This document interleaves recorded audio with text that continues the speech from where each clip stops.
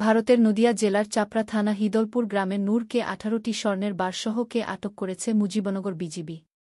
মঙ্গলবার দুপুরের দিকে মুজিবনগর উপজেলার মুজিবনগর মাঠ থেকে 18টি স্বর্ণের বারসহ ভারতীয় নাগরিক নূর হোসেনকে আটক করে। আটক নূর হোসেন ভারতের নদিয়া জেলার চাপড়া থানা হিদলপুর গ্রামের সোনাই শেখের ছেলে। জানা গেছে, গোপন সূত্রে খবর পেয়ে চুয়াডাঙ্গা ৬ বিজিবির অধীনস্থ মুজিবনগর বিওপি ক্যাম্পের নায়েক সুবেদার রফিকুল ইসলামের নেতৃত্বে বিজিবি টহল দল বাংলাদেশের অভ্যন্তরে ১০৪ নং পিলারের ৪ নং সাব পিলারের নিকটবর্তী মুজিবনগর মাঠে অভিযান চালান।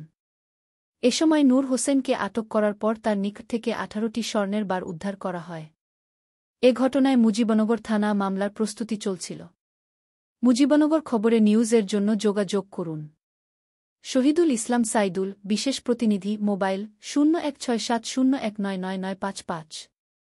আসফারুল হাসান সুমন, উপদেষ্টা সম্পাদক, মোবাইল 017222266606।